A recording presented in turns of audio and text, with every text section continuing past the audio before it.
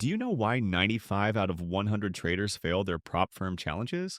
It's not because they're dumb. It's not because the market is against them. And it's definitely not because prop firms are scams. It's because almost nobody knows how to manage risk properly. That's the missing piece. And today, I'm going to give you the full breakdown, a guide that will show you how to approach challenges and funded accounts the smart way, so you don't blow account after account like the majority of people do. Stick with me until the end, and you'll walk away knowing exactly how to protect your capital, how to pick the right challenge size for your situation, and how to actually keep your funded accounts alive. Oh, and by the way, if you want to see reviews of the best prop firms and grab discounts, I left the link for that in the pinned comment. Don't miss it. All right, let's get started. The harsh truth. First, let's be brutally honest. Most people who step into prop firms are not ready.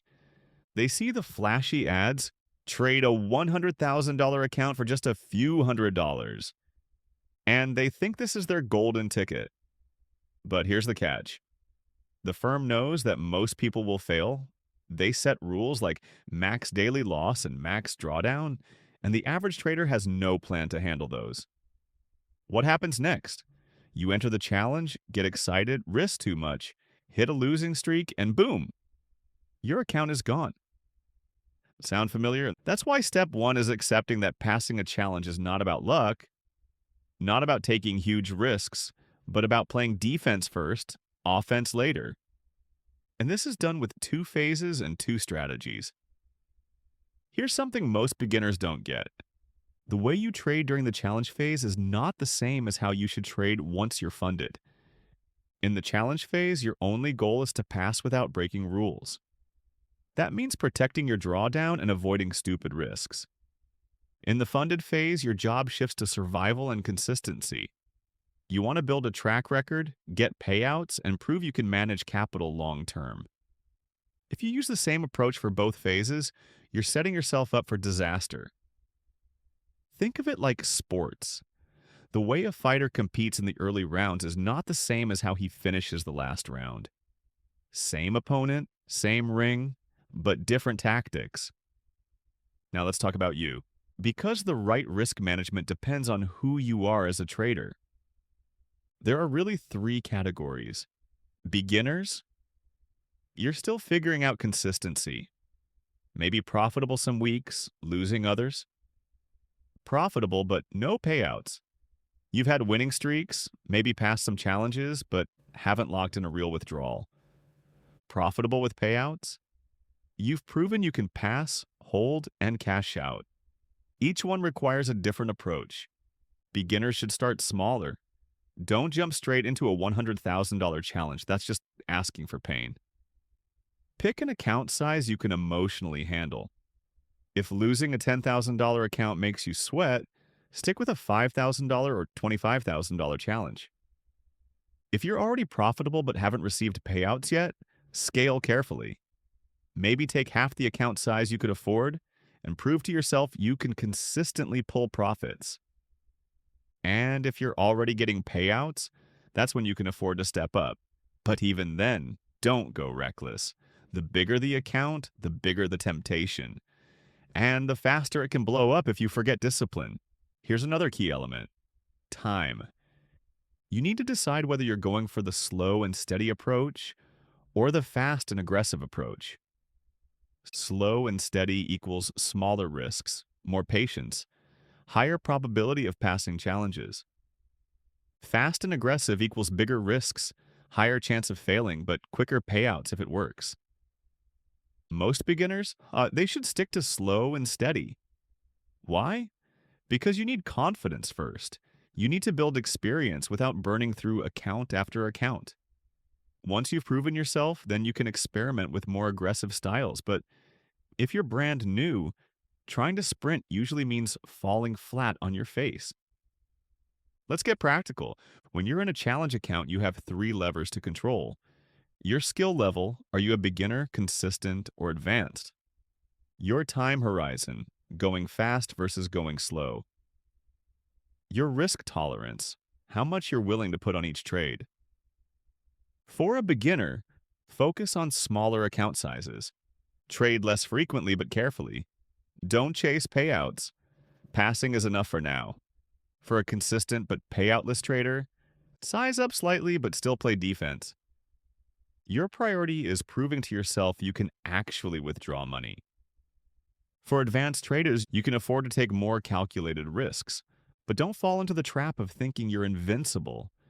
Even advanced traders can blow accounts if they lose respect for the rules. Once you've passed and you're on a funded account, the mindset must change. This is where traders get it twisted. They think, finally, I'm here, time to go all in. Wrong. On a funded account, you want longevity. You're better off stacking smaller payouts consistently than swinging for the fences and risking termination. Think of it like farming. Do you want one giant harvest that might fail? Or steady crops that keep feeding you every month? Here's the smart approach. If you only have one funded account, risk very small and aim for consistent payouts. If you have multiple funded accounts, rotate them. Trade one until it's in profit, secure a payout, then move to the next. This spreads your risk and increases your survival odds. This is how real funded traders play the game. Now I need to give you a warning. A lot of traders fall into what I call the prop firm trap. They keep buying challenge after challenge, hoping the next one will be the one. But here's the truth. If you don't have an edge, no number of challenges will save you. You'll just keep feeding the system. I've seen too many people burn through thousands of dollars this way. Don't let that be you. If you haven't found your edge yet, pause. Work on your strategy. Backtest. Prove you can be consistent on demo or a small account. Only then should you step back into challenges. At the end of the day, remember this. Prop firms are not a lottery ticket. They are a test of discipline. If you treat them as a shortcut to riches, you'll fail like 95% of traders do. But if you treat them as a business, respecting the rules, controlling risk, taking it one step at a time, you give yourself a real shot at turning trading into income. That's what separates the traders who actually withdraw money from those who just keep donating it. And before we go deeper, just a reminder, if you're serious about trading prop firms, I left the link in the pinned comment where you can check reviews of the best firms and grab the best discounts. Take advantage of it. Next, practical mindset shifts. Here are a few mindset shifts you need to internalize. Small is strong. Don't let your ego push you into oversized challenges.